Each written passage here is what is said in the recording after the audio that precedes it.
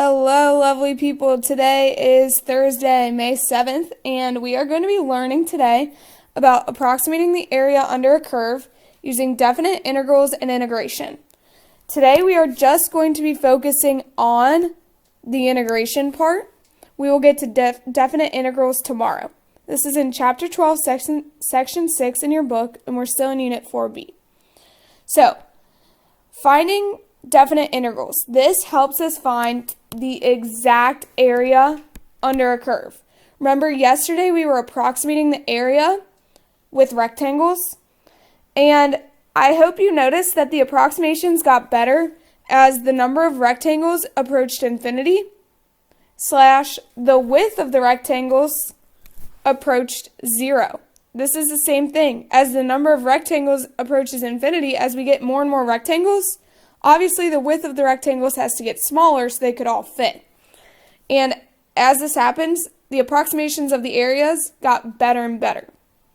So this word approaches should remind you of something we learned earlier in this chapter and way earlier in the year, limits.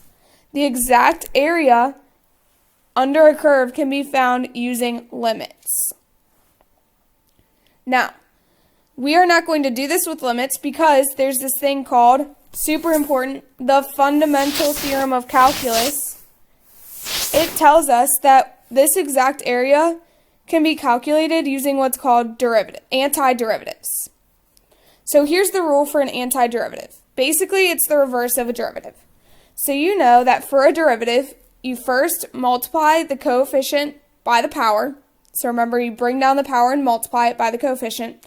Then, step 2, you subtract 1 from the power. An antiderivative, we are just going to do the opposite of this. So step 1, we are going to add 1 to the power. Step 2, we are going to divide the coefficient by the power. So let me show you what that rule looks like. If f of x equals kx to the n, so k just represents the coefficient, n represents the power. This can be any coefficient, any power, positive, negative, whatever, decimal, doesn't matter. Then the antiderivative, we note this with a capital F, is equal to, you add 1 to the power, and notice that you then, after you add 1, you divide by the new power. The other special thing you need to see here is the plus c part. So this is your formula for finding an antiderivative. You probably need to write that down if you haven't been already taking notes this whole time. That's super important. So you always have to add this c. C represents any constant. It could be 5, 4, negative 10, whatever. Because, think about this, since the derivative of a constant is 0, if your function, the derivative, was 2x, think about it. What you started with, you could have taken the derivative of x squared and gotten 2x. You could have taken the derivative of x squared plus 5, and that would still give you a derivative of 2x. You could have taken the derivative of x squared minus 2. That would still give you a derivative of 2x. So the reason why we always need to add c onto the end of our antiderivatives is to represent the fact that we don't know what constant was added to the original function, or if there was even a constant. The constant could even be 0. We don't know. Let's do some examples for this. So this is covering examples 1 and 2 in your book for finding the antiderivatives for each function. So let's follow the rule. The antiderivative would be equal to, so step 1, you add 1 to the power. Step 2, you divide by this new power.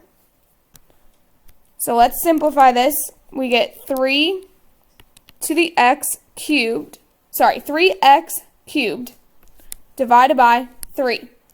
Now you need to simplify more. If your coefficient can divide out or reduce, you need to do that. 3 divided by 3 is 1. So the answer here is just that the derivative is equal to x cubed. Now, you need to make sure you do not forget this part. Plus c. That is the most common mistake, is forgetting that plus C on the end. It should be in there from the first step. Even I still forget it sometimes. I just forgot it on that until I got to the end. But I know that I need to check my answer, and I know that I always need a plus C at the end. All right, let's check this works. So, starting with the antiderivative. So, f of x, capital F of x, is equal to x cubed plus c. Let's take the derivative of this like we are used to. So, let's see here. The derivative, we would bring down the 3, subtract 1 from the power. The derivative of a constant is 0. Simplify this, you get 3x squared. Is that what we started with? Yes. Look, this is the same as what we started with. So yes, we know we got it right. We know our answer is correct. Let's try another one. So to find the antiderivative of this, we first add 1 to the power, then we divide by the new power. You might get good enough at this where you don't need to write this out. You can go ahead and just add on the 1 without writing it out. But for now, I'm just going to write it out. And don't forget, we need the plus c on the end. I'm not going to forget it this time. So let's simplify. Negative 9 plus 1 gives us negative 8. And on this one, again, this simplifies. Negative 8 divided by negative 8 is 1. So this answer, whoops, don't forget your plus c. Carry that down every time in every step. So our answer should be x to the negative 8 plus c as our derivative. Let's double check. Sorry, as the antiderivative. So let's double check. If the antiderivative is x to the negative 8 plus c, let's take the derivative of this and make sure we get back to what we started with. So the derivative, we bring down the power, subtract 1 from the power. The derivative of a constant is 0. Simplify. Negative 8 minus 1 is negative 9. And you don't have to include the plus 0 on the end. So you're going to double check. Is that what you started with? Yes. That matches what we started with. So we know this is definitely our correct answer for the antiderivative. All right, let's do another one. To find the antiderivative, again, let me show you this one, this time without adding the 1 in. So in case you get good enough, you can skip that step, like I said. So let me show you what that would look like. So adding 1 to this power, 7. 7 plus 1 gives you 8. Divide by the new power. Now all we need to do is simplify 4 over 8. That reduces, they're both divisible by 4. Now we can either write this as x to the 8th over 2, but I would probably go ahead and write this as 1/2 x to the 8th. That's probably the more common way to see an antiderivative written, would be with the coefficient in the front, not written as like a rational function. So let's double check this. If the antiderivative is equal to 1/2 x to the 8th. Oh my gosh, we forgot again the plus c. I'm telling you, you just have to check every time that you have that plus c on the end. Just get in a habit, check it every time that you have the plus c. Let's double check this antiderivative. So, to take the derivative of this, we bring down the power, multiply it by the coefficient, then subtract 1 from the power. The derivative of a constant is 0. Doesn't matter what the constant is. Multiply 1/2 times 8. That would give us 4. 8 minus 1 is 7. Double check. Is that what you started with? 4x to the 7th? Yes. That matches what we started with up here. That was our original function. So now we know for sure this is correct for our antiderivative. Let's do another one. All right. Hopefully you're getting to be kind of bored by this because it's the same rule every time. Add 1 to the power, negative 4 plus 1 gives us negative 3. Divide by the new power. and simplify. This time, 2 over negative 3, those do not have any common factors. So we'll just rewrite it as the coefficient. That should be our antiderivative, and don't forget that plus c. All right, let's check it. If our antiderivative is equal to negative 2/3 x to the negative third plus c, the derivative of that is equal to, let's see, bring down the power, subtract 1 from the power, the derivative of a constant is 0. Multiply negative 2 over 3 times negative 3. The negative times a negative would give us a positive. The over 3 and the times 3, those cancel each other out. Those reduce are both divisible by 3. So we are left with positive 2x to the negative 4.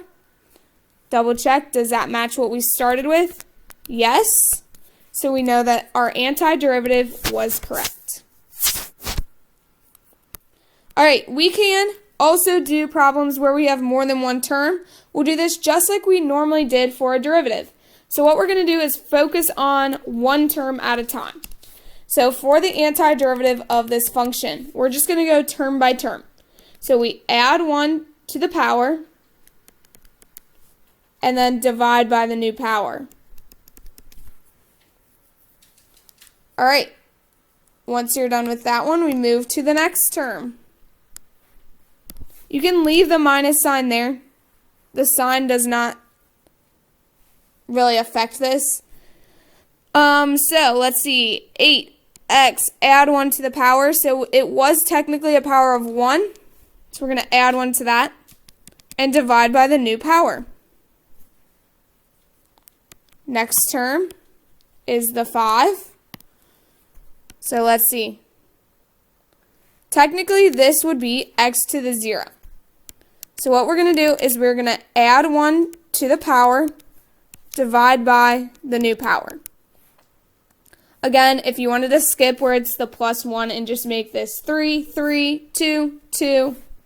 So like it would be, this would be a 3, this would be a 2, this would be a 1. That's fine too.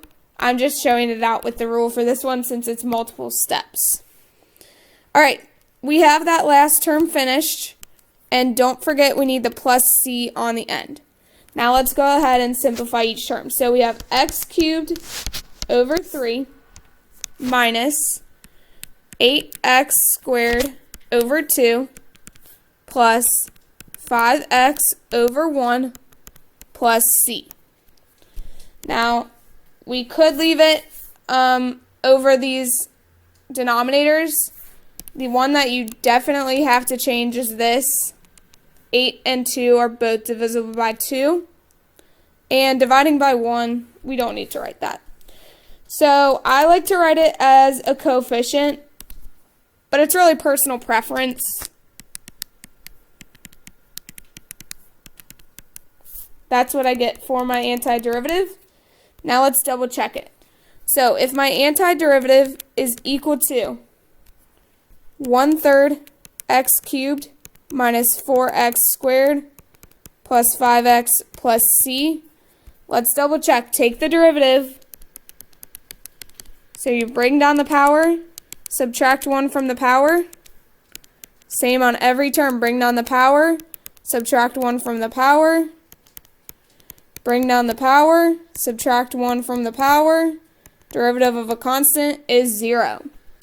So simplify. 1/3 times 3 is 1. You really technically don't need to write that. X squared, 3 minus 1 is 2. 4 times 2 is 8. 2 minus 1 is 1. Technically, you don't need that power there. 5 times 1 is 5. X to the 0 power, 1 minus 1 is 0. And we don't need that plus 0 in the end. I'm going to get rid of that. All right, let's just go ahead and go through. We don't need to write this plus 1. We don't need to write that power of 1.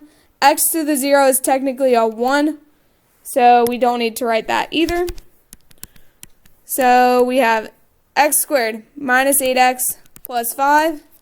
Is that what we started with? It matches up. So yes, we checked our answer. We know that this is correct for the antiderivative. All right, let's do some practice problems. I want you to write these 3 problems down and find the antiderivative for each function. Pause the video and see if you can do these so that you can check yourself before you do your homework. Here are these solutions. Here's A and B. Note on part B, if you went ahead and divided out the 6/5 to 1.2, that's fine too. Either way is good. And notice that I checked every answer. This is super easy to check. Checking the antiderivative, you just check the derivative of the antiderivative and make sure you get what you started with. Part C, here's the solution.